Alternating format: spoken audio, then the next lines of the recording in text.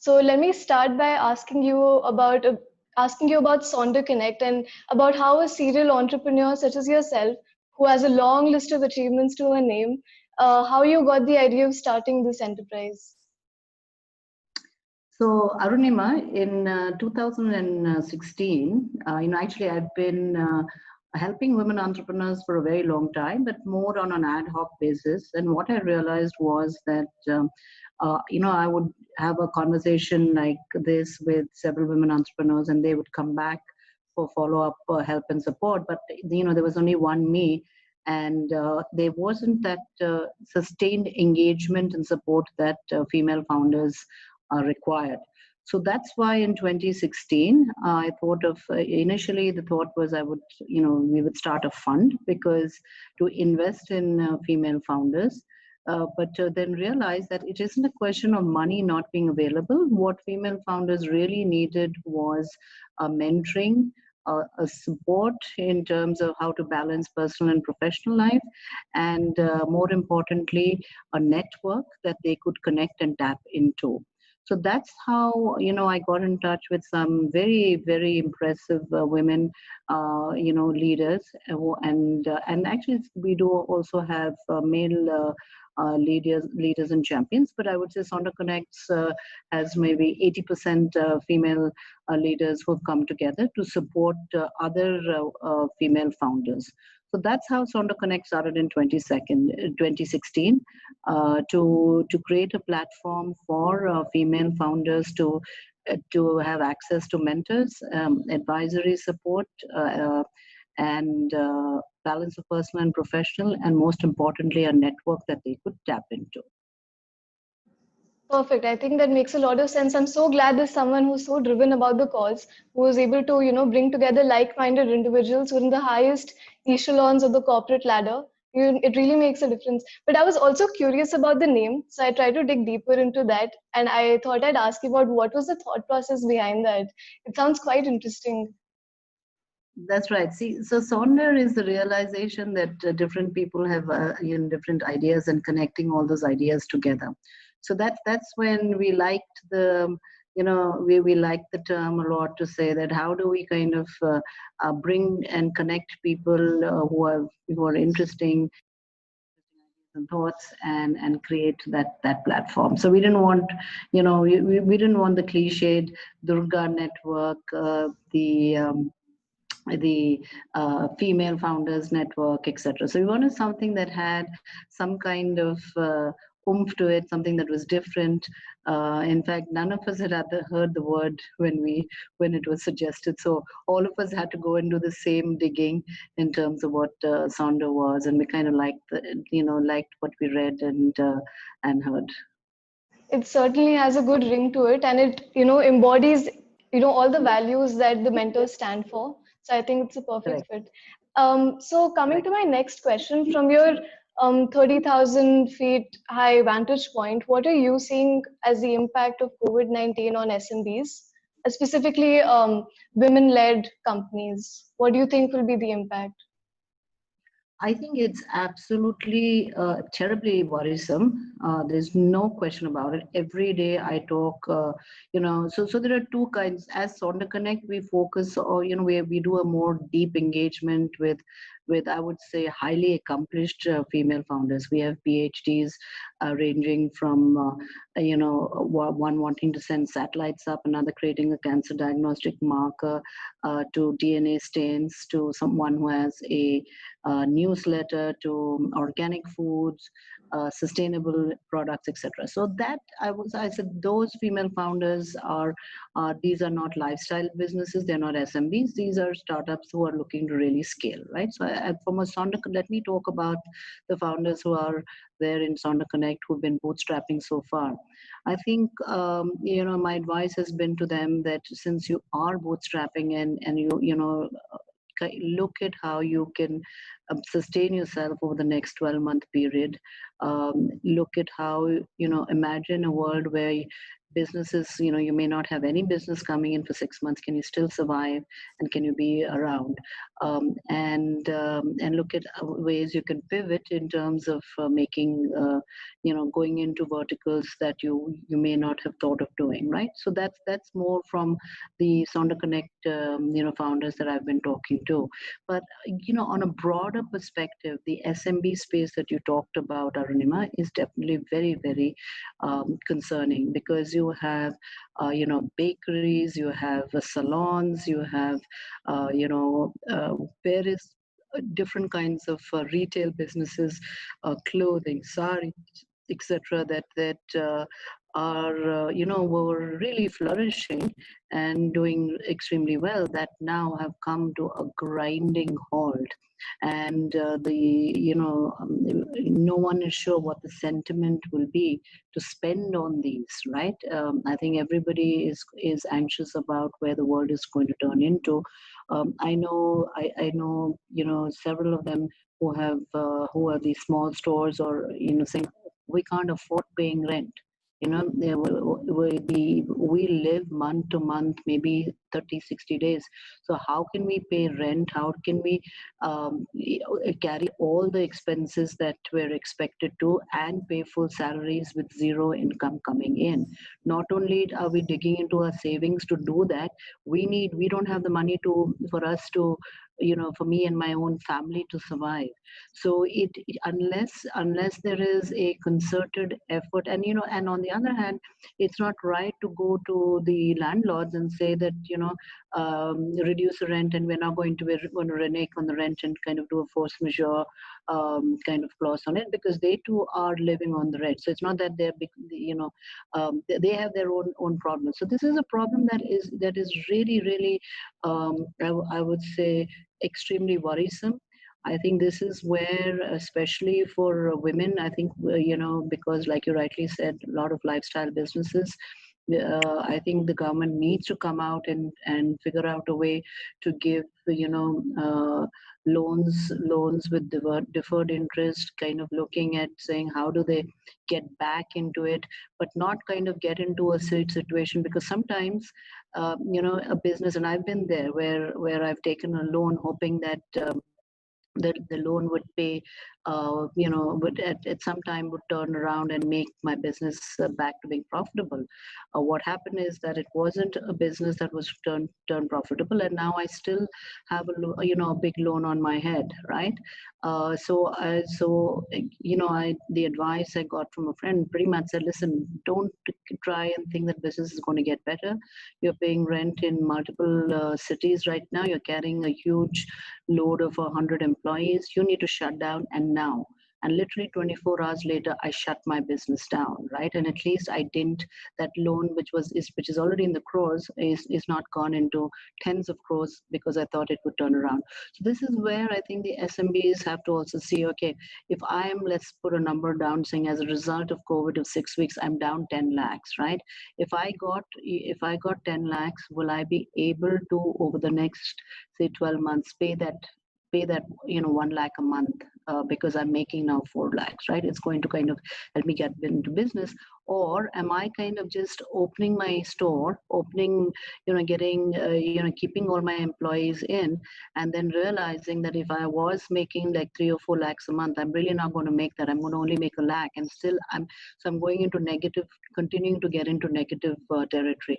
So each of these SMB businesses will need to sit down and look and say, do the best case, worst case scenarios, saying that, okay, if I was earning 4 lakhs a month out of this particular business and 2 lakhs for my expenses, now what happens if I have I'm earning only 2 lakhs? Is it still worth my while to wait to kind of get over the hurdles, because at least my expenses are being covered by the income, may not be the plus that I was making. So these are scenarios that each one of the SMB owners will need to go through and do. Unfortunately, it's not easy because no one knows. Even, I mean, today they said that the stores and shops, etc., are going to be open, but no one knows the appetite for people to come back into stores, right? So I think that's the other thing that you need to be very careful in terms of the planning. So it's not an easy situation. It's really grim. I don't want to pretend that there is light at the end of the tunnel, because honestly nobody knows.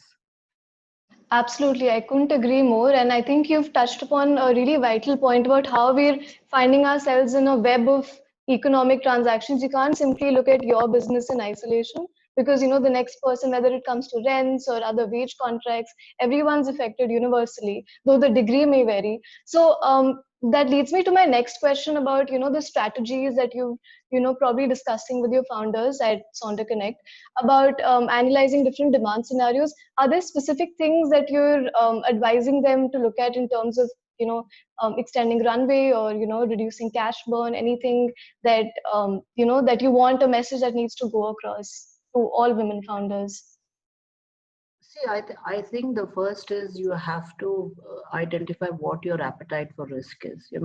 Typically as women, I think we have, many women have a lower appetite for risk.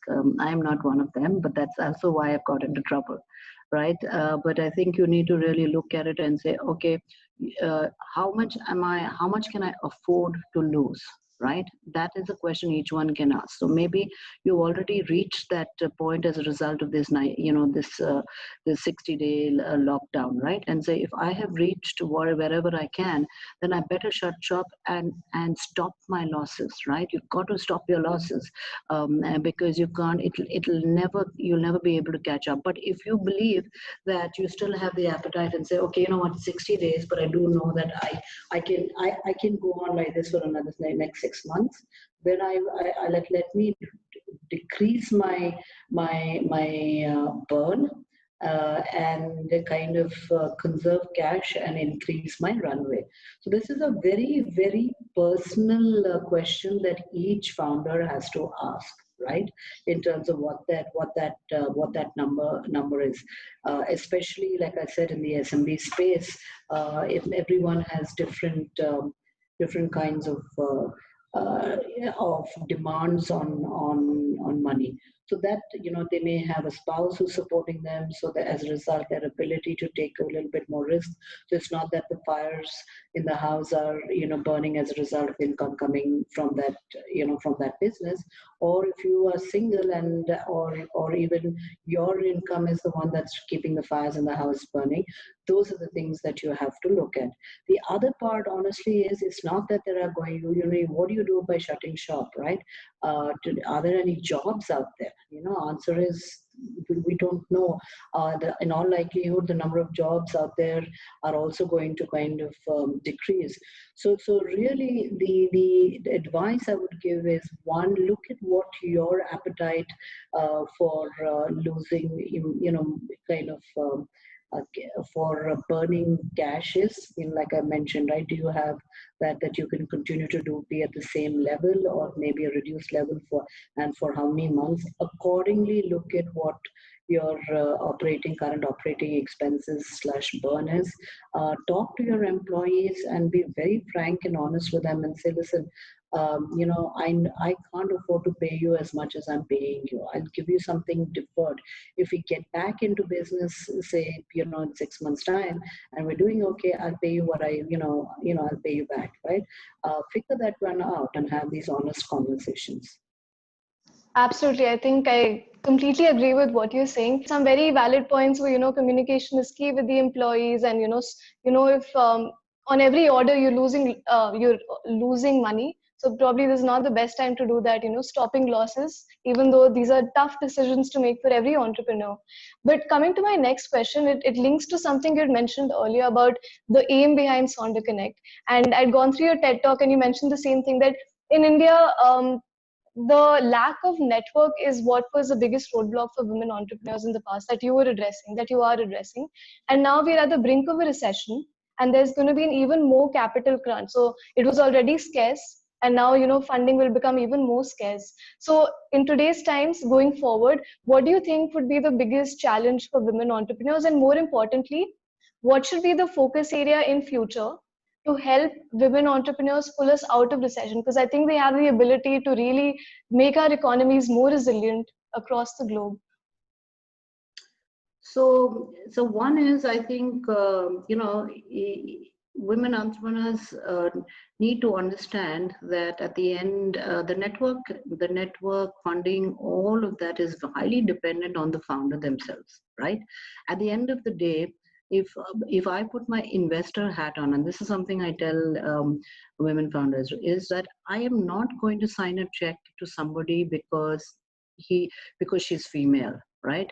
I'm going to sign a check as an investor because I believe that they fundamentally have a good business, and that business is going to make returns for the founders and for me as an investor. So wanting, I would say, money based on the fact that you're a female and as a result some concessions need to be shown, the answer is that's not the way it's going to work, right?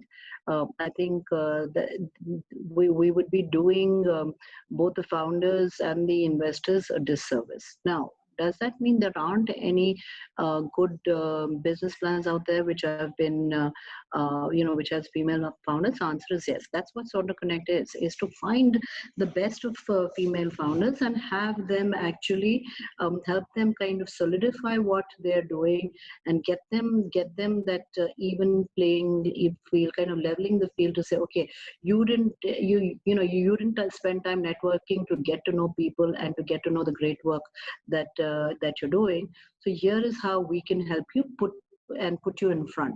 So we need to get off the soapbox and saying, oh, because I'm a female, I didn't get funded.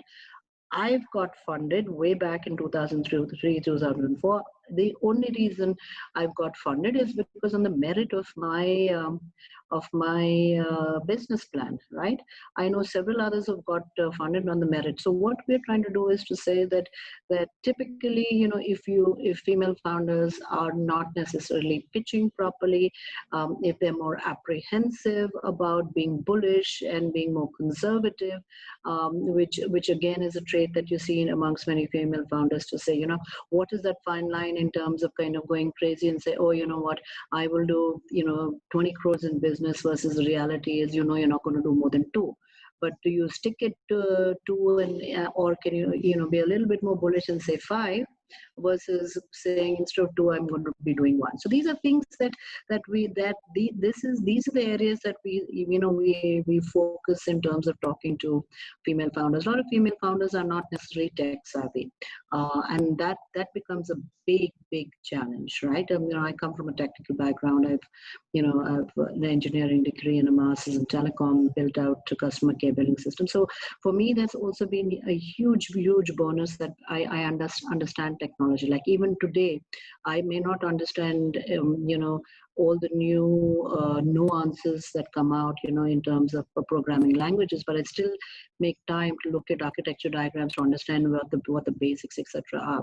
So numbers and technology are 2 roadblocks that female founders have, and this is something I keep telling them, saying that you absolutely need to understand both. You need to understand numbers, you need to understand technology, and even if I'm not asking you to go and program, but understand what a technical architecture means. Don't kind of just leave it to a third party to do it, right? So coming back to female founders, these are gaps that are already there, and this is not something that which you can hide, and push under the carpet. So these are areas that you need to fortify yourself more about, right, in terms of making sure you're stronger. And I think that if you can run your business conservatively in some sense, in terms of, that's where you kind of leverage the conservative side that you have, in terms of making sure that you're not burning too much cash. And so I'm going back to that. That's when you will see businesses again starting up and slowly kind of ramping up.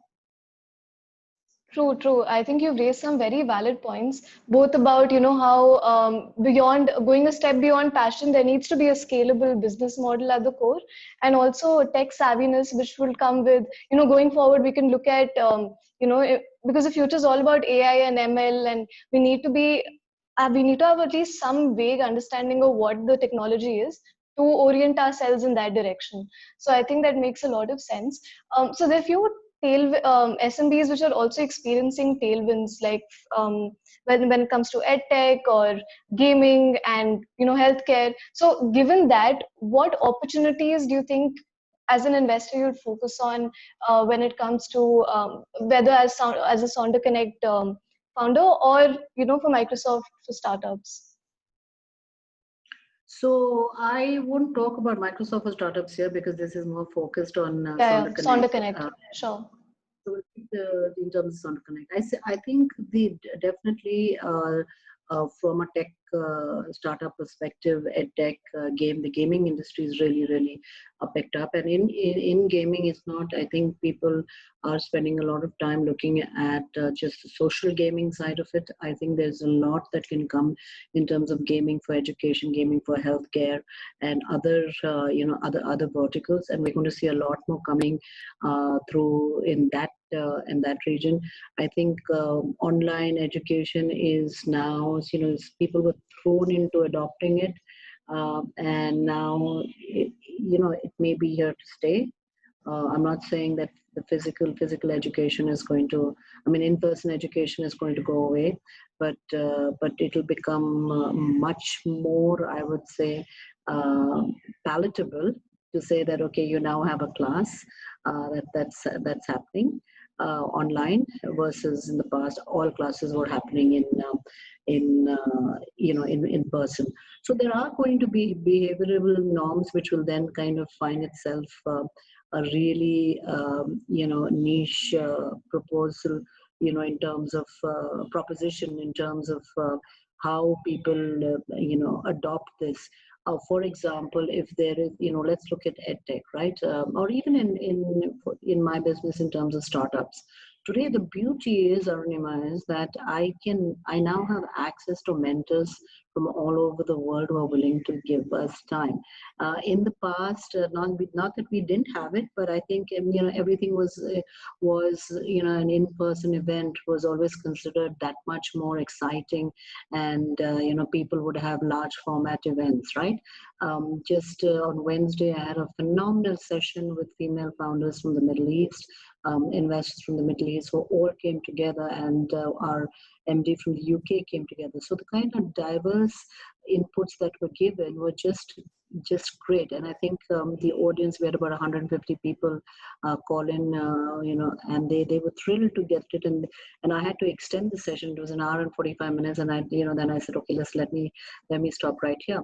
So that's going to be really very, very helpful, because now you can really, the world is totally your oyster in terms of looking and identifying talent and bringing that talent to your room, right, into where you are, onto your device.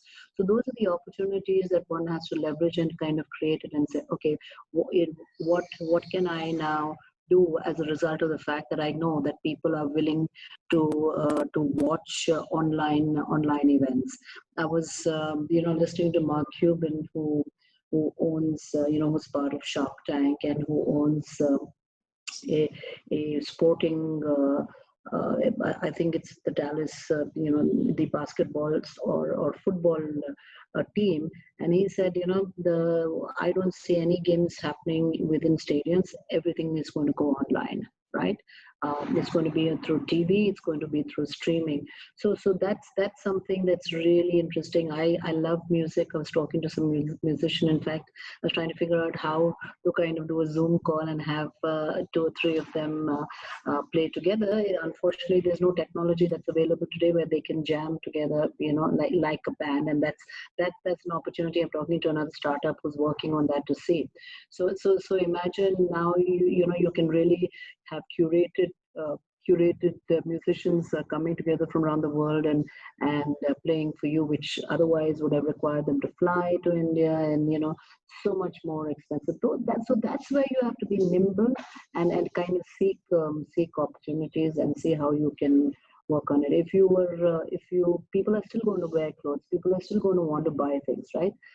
So the advent and adoption more of online shopping in a country like India, which is really not as much as Western countries, I think that will go up a lot. Now, what is it gonna?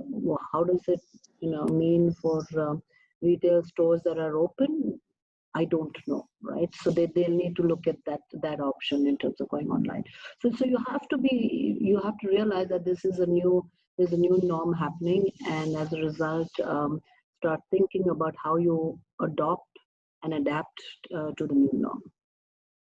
Absolutely. And, adding to what you said about how this lockdown, during this lockdown, whatever habits that we do create, whether it's, coming on to Zoom a lot more with video conferencing, it'll just these will develop as sticky habits and they will stay with us going forward as well. So it just opens up a whole new world of opportunities in online connectivity. So I think those technologies will continue to, enjoy tailwinds even in future.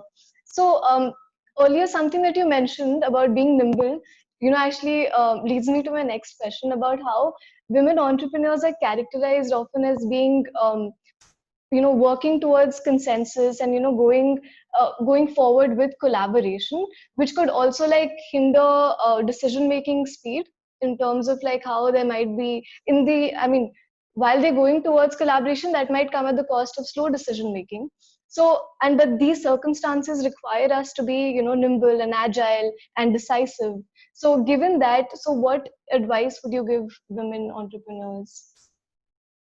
So this is, this is something I always say: pre-COVID, post-COVID, it doesn't matter, right?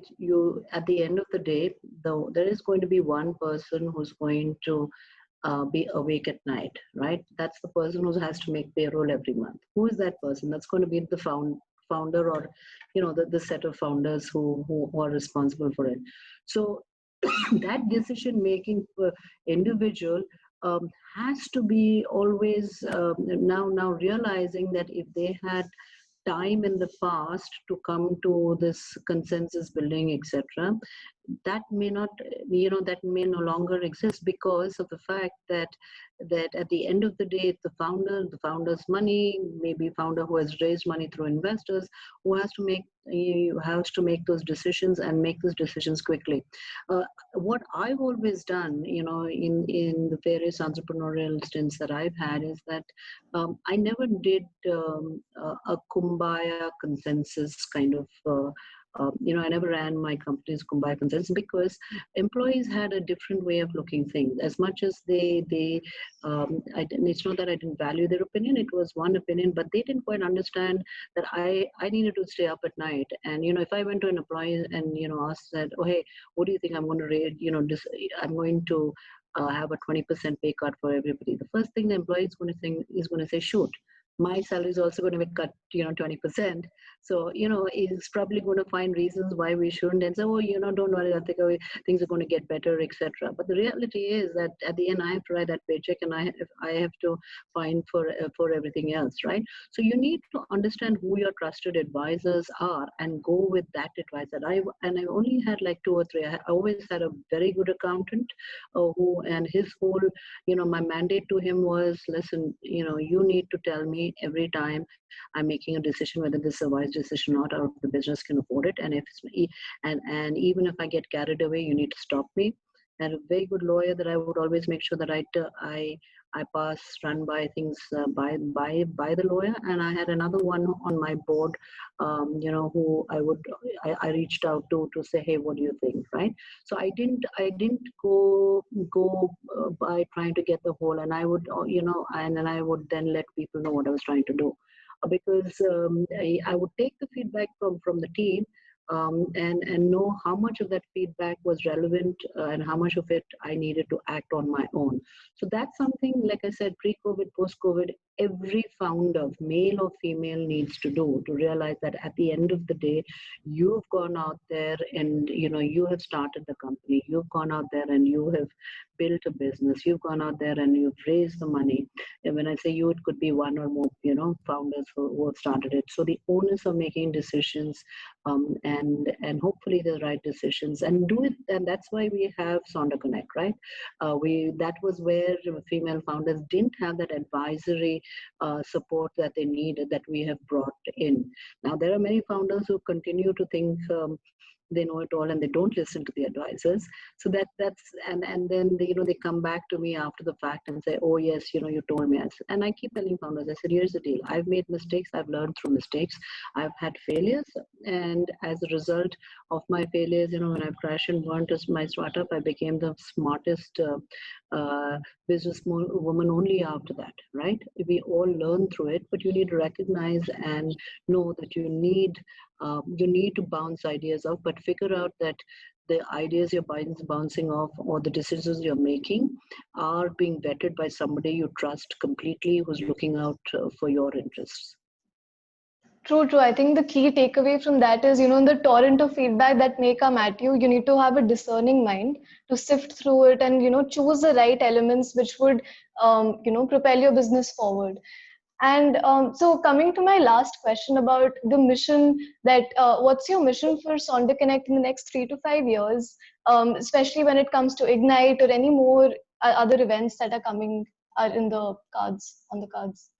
So we now are actually, just last week I was talking to some of the trustees and some of the founders, who started SonderConnect, saying this is a great opportunity for us to help in terms of getting, we used to do a physical event in place where we had people coming in from, last time we had a founder from Jordan, from Morocco, from Bangladesh coming in.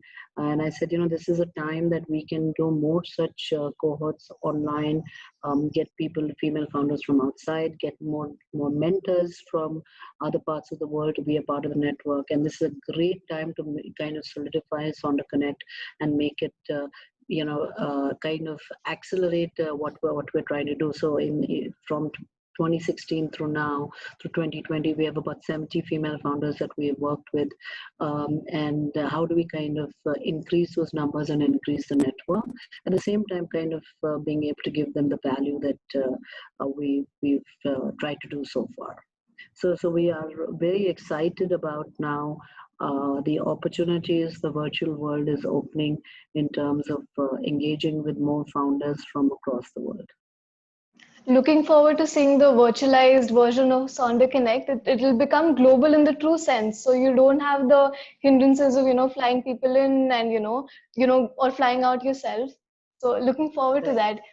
So great. So this is the end of my largest questions segment. So just coming to my exit questions. So given that we're in turbulent times right now, we're finding ourselves in, there's a lot of turbulence. So what is a phrase that drives you? So I'll volunteer mine. So mine is change the outcome. So which means that, you look at your smaller sphere of control and whatever you can control, you focus on that. And whatever's in your broader sphere of worry, you just sort of stop worrying about it. So what would yours be? I think something very similar, my dear, which is, and this is again, this is the way I live life, right? So everybody kind of got nervous and anxious because of the fact I have high energy, right? Like I can go on, my day can start at 6 and I can go on, till late night, and then I can go out with my friends. I love music. I can go for a concert and come back, and I keep, and I traveled, like in the past 2 years, I've traveled, to 15 different countries, and I was on the road, etc. And March 7th was my last flight back, right? And I've been home, and then, a lot of people didn't hear from me, and they kind of got anxious, saying, oh my God, are you depressed? Are you, what's going on? The fact of the matter is that I've had a really phenomenal 6 weeks. I've enjoyed the lockdown. I've been home. I've had a chance to spend time with my daughter, my husband, my dogs. I've work has been very hectic because talking to a lot of founders and helping them through their challenges. I've gotten to exercise, and I've always been the kind of person, just like you mentioned, I always say there's in control parameters and out of control parameters. The in control parameters is I am where I am, right? And so I may as well enjoy and make the best of that particular moment. I can't do anything else about it, right? And so that's what I do. And the out of control parameters are, there is a lockdown, you can't go out, you can't travel, and there's going to be issues that we're all going to see. And out of control is, am I going to get COVID, am I not going to get COVID? And I don't, again, like to be paranoid, right? So I can't. So in my head, I said, you know what? One or two people apparently are going to get going to get the virus, right? It's like a common cough. How am I going to avoid getting a cough? I don't know. I could be with 3 people and get the virus, or I could be in a larger crowd. So let me see what I can do to control it if I do get the virus. And the only thing is to stay healthy, right? So I'm walking, about 10 kilometers a day, trying to do yoga, kind of get my immunity up, drink some, natural ginger garlic kind of potions that people have said that works.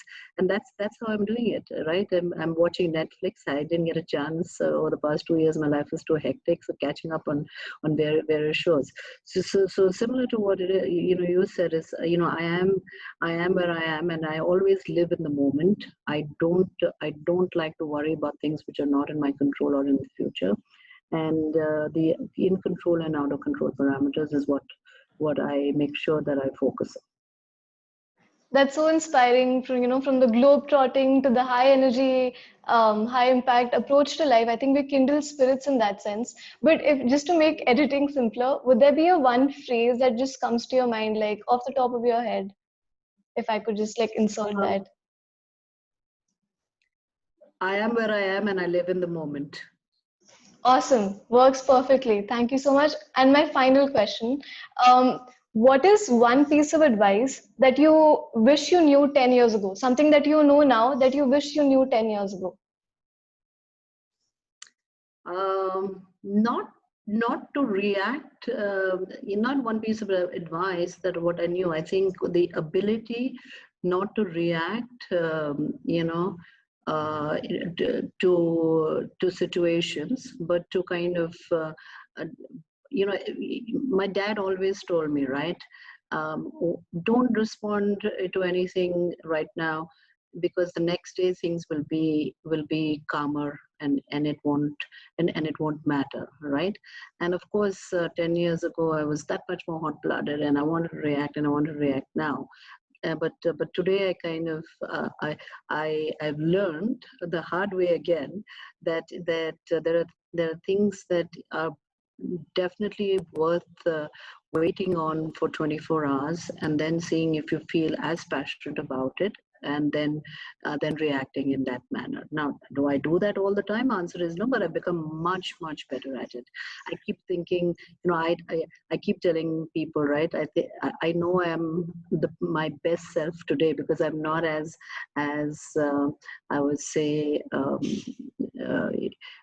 I don't go out there in terms of getting caught up in situations and in the moment, and as aggressive as I used to be. I'm a much nicer human being. True. I think that's a learning lesson for all of us to look at, adversity, in a calm, composed self. So with that, I'd like to thank you for your time, ma'am, Lathika. And also, I just wanted to say that, for someone who's just dipping her toes into the workforce, it really helps to have such powerful role models. So I wanted to thank you for doing what you do. And so, yes, thank you so much for your time and words. You're most welcome. I enjoyed it, and good luck, and let me know if I can help you in any way.